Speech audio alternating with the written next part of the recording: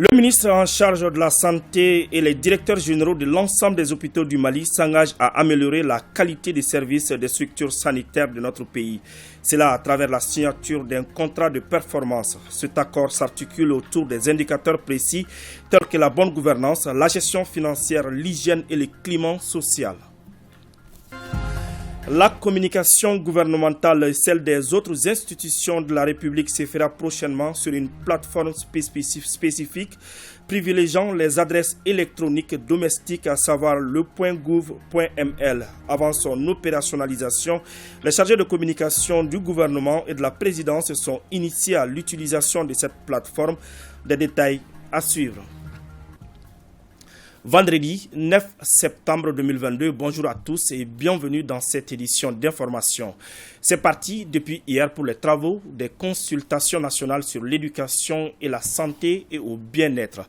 Cette rencontre qui regroupe les parties prenantes dans la prise en charge des enfants en milieu scolaire vise à échanger sur les données collectées en matière de santé et de la reproduction au cours des enquêtes démographiques. La rencontre de 2 jours devra aboutir à des recommandations en vue de renforcer les actions déjà entreprises par le gouvernement dans ce domaine. Le compte rendu de la cérémonie d'ouverture, c'est avec Modibo Mariko. Une meilleure exploitation future du potentiel humain pour le développement d'un pays passe aussi par une prise en charge efficace des jeunes. Cependant, de l'analyse des données démographiques d'éducation à la santé des enfants de notre pays, il ressort que l'offre de services est loin d'être satisfaisante. 91,6% de la tranche d'âge de 15 à 19 ans des femmes n'ont jamais parlé de planification familiale, ni avec un agent de santé, ni dans un établissement de santé. Le pourcentage de 15 à 19 ans ayant eu une IST au cours des 12 derniers mois est de 31,6% contre 11,6% chez les hommes.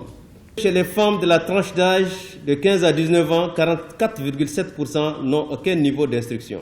Il s'agit de prévenir, entre autres, les grossesses précoces et non désirées des jeunes et adolescents, le VIH et SIDA et les autres IST, la consommation de substances psychoactives en milieu scolaire et les violences basées sur le genre au milieu scolaire. Il s'agit pour renverser la tendance d'analyser les données et de proposer des solutions en vue d'améliorer la santé et le bien-être en milieu scolaire. Et cela conformément à un engagement des États africains pour leur population. L'objectif principal de la consultation nationale est donc de recueillir des données sur la santé en milieu scolaire en mettant l'accent sur la santé de la reproduction et de formuler des recommandations de fond auprès de toutes les parties prenantes et de dégager une feuille de route pour un sommet régional. Je puis vous assurer de mon entière disponibilité pour la mise en œuvre des résolutions qui vont sortir des travaux de cette consultation nationale. Pour aboutir à une feuille de route, expression de l'engagement national pour la cause des adolescents et des jeunes, la rencontre s'est fixée comme objectif de rassembler toutes les parties prenantes dans la prise en charge des enfants. Elles auront ainsi 2 jours pour analyser et valider les données en matière de santé et de bien-être des jeunes. Dans les soucis d'améliorer la qualité des soins de santé, le ministre en charge de la Santé et les directeurs généraux de l'ensemble des hôpitaux du Mali viennent de signer un contrat de performance. Il vise à renforcer la capacité opérationnelle des hôpitaux. Cette convention s'articule autour des indicateurs précis tels que la bonne gouvernance, la gestion financière, l'hygiène et le climat social, nous dit Adama Djimde. Ces signatures lient individuellement tous les directeurs généraux des hôpitaux à la ministre de la Santé et du Développement social, Djaminotou Sangaré. L'objectif est d'appuyer la mise en œuvre de la loi hospitalière et renforcer la performance de ces établissements. Pour cela, le gouvernement s'appuie sur un certain nombre de leviers, offrir des soins de santé de qualité, assurer la prise en charge des indigents et mettre en place un mécanisme de financement de la demande de soins, d'où l'importance de ce contrat. Nous avons ciblé 5 indicateurs principaux sur lesquels les directeurs vont travailler pour améliorer la performance des hôpitaux dont ils ont la charge. Comme indicateur que nous avons ciblé, il y a la gouvernance, il y a le climat social, il y a l'hygiène, il y a la gestion financière et dans ce contrat, il y a également l'accompagnement, bien sûr, du département. Première du genre, cette démarche du gouvernement est saluée par les managers des hôpitaux. C'est une très bonne initiative. C'est un contrat qui va booster l'effort des administrateurs que nous sommes en vue d'améliorer la qualité des prestations au niveau des différentes structures.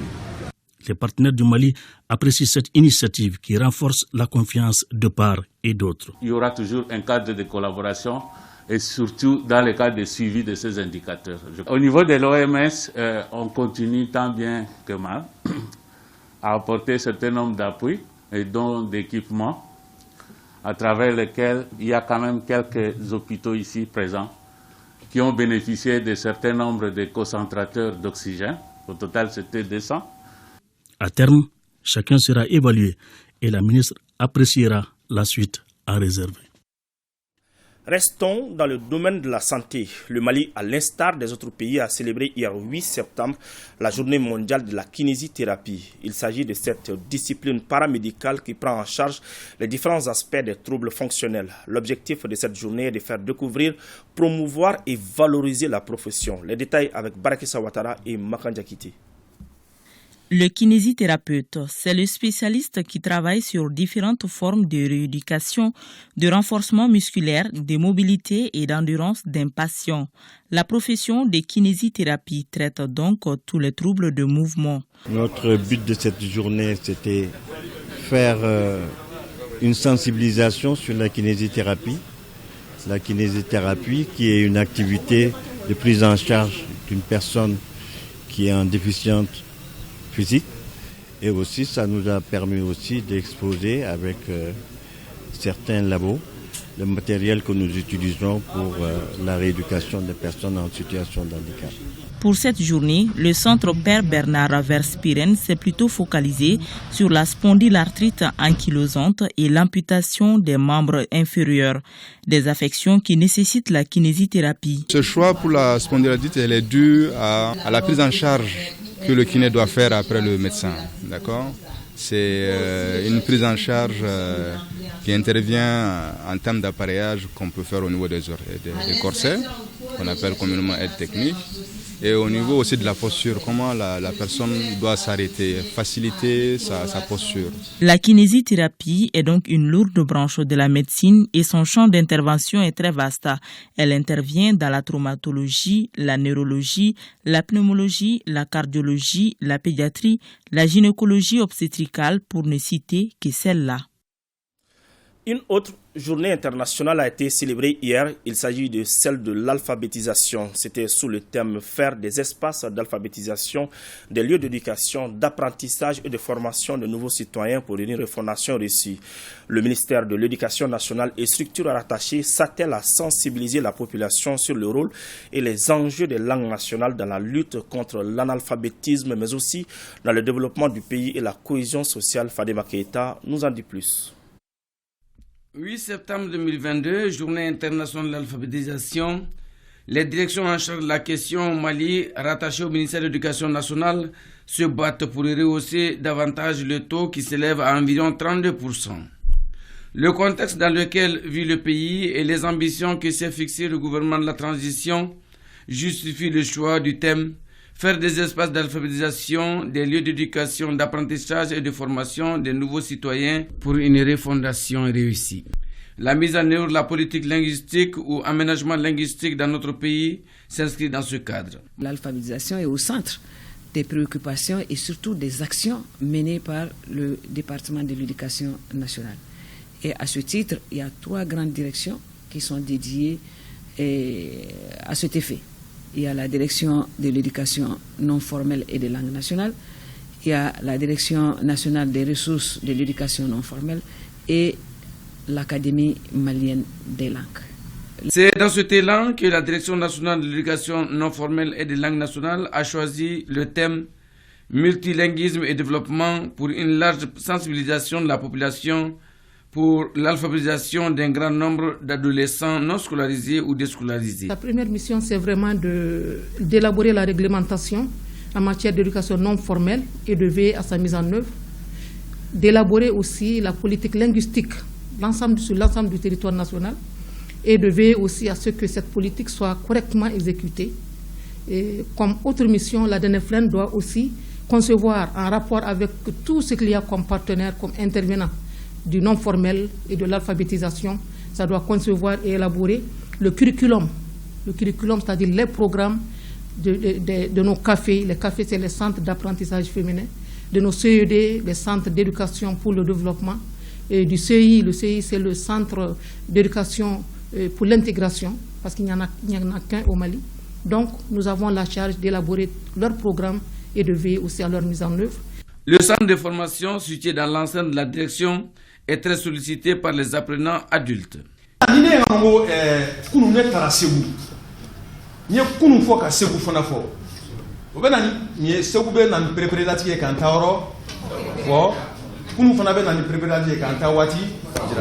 Donc, dernier mouvement, nani préparatif ka ko kechugo fo, ka ko ke wati fo, ka ko ke rofo, ama funu ma bamananga pour les semaines. L'apprentissage dans la langue maternelle semble plus facile que dans la langue officielle. La leçon du jour porte sur Sementchalan qu'on appelle en français l'Arverbe. Les apprenants ici, quand on parle de Sementchalan, des anciens, comme son nom l'indique, comment une action se passe. Par exemple, les Doni là, expliquent comment les vieux marchent. Après cette formation, ils sont tous capables d'écrire des lettres, d'écrire ce qu'ils pensent, de faire des poèmes, même des textes littéraires. À travers la méthode active très vivace, on sent la participation active des apprenants. Le feedback est total. La présence d'un grand nombre au cours prouve que les attestations délivrées après la formation sont source d'emploi ou de revenus.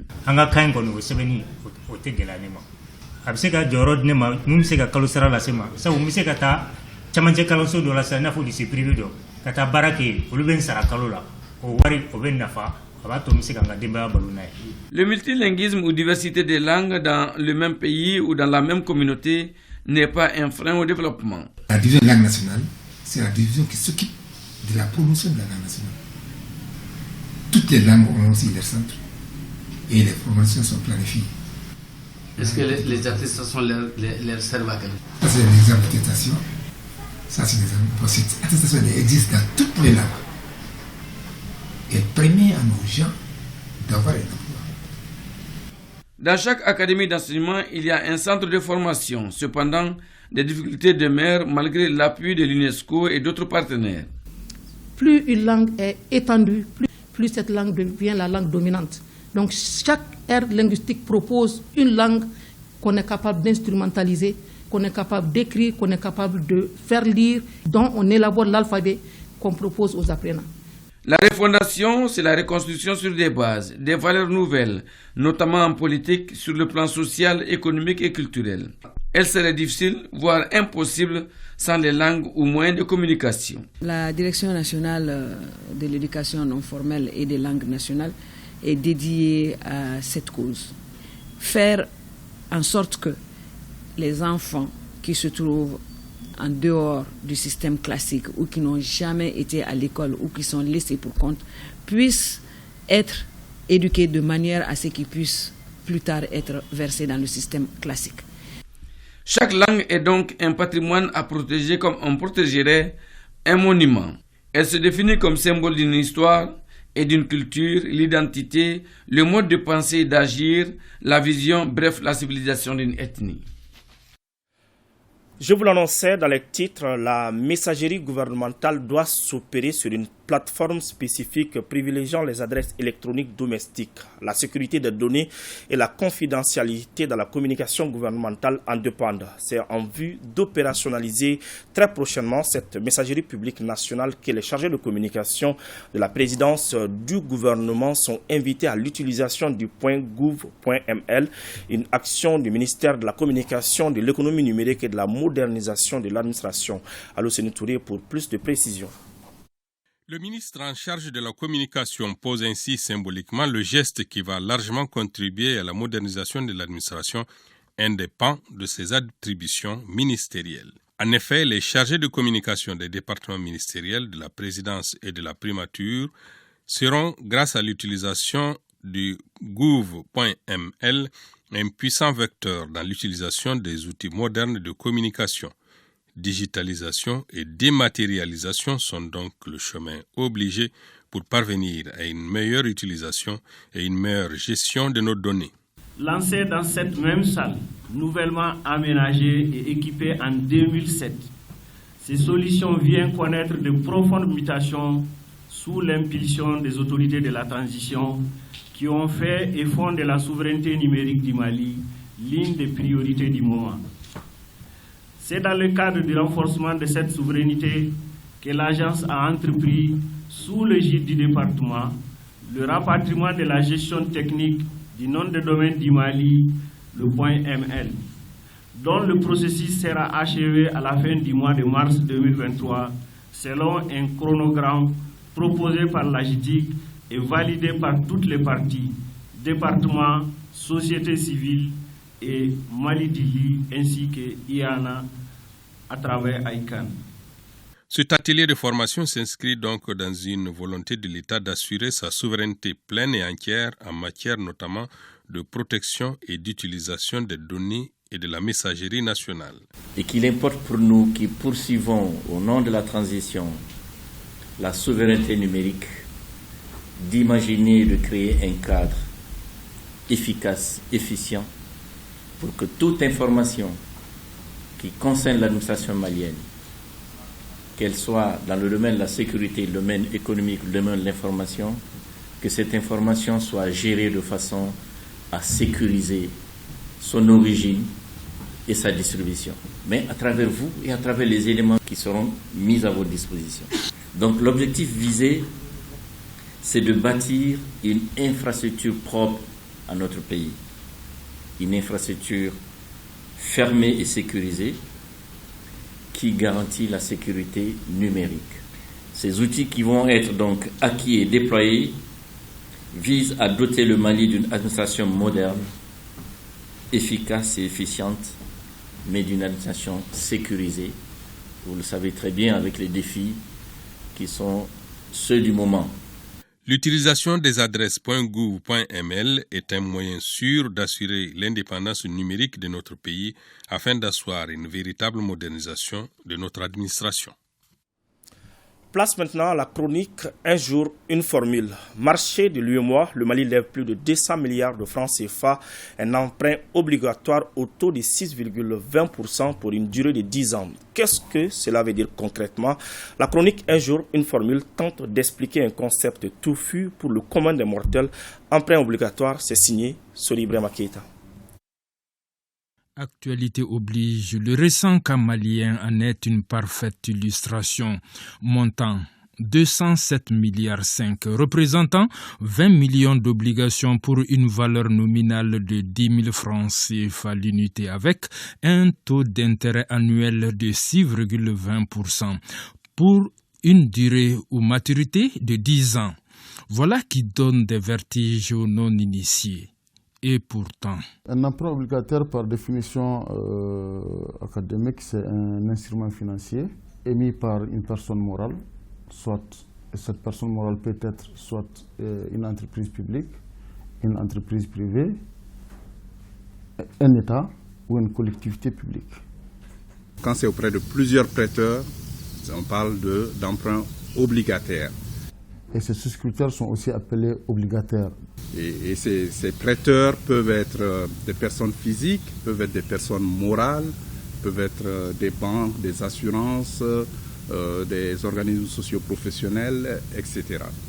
Donc, et ça peut être aussi des investisseurs et de la sous-région et aussi à l'extérieur de la sous-région. L'opération a pour objet la mobilisation des ressources afin d'assurer le financement de certains investissements prévus au budget de l'État. Généralement, les charges budgétaires sont supérieures aux ressources budgétaires, et ce qui amène un déficit public. Et ce déficit public doit être financé par la dette publique.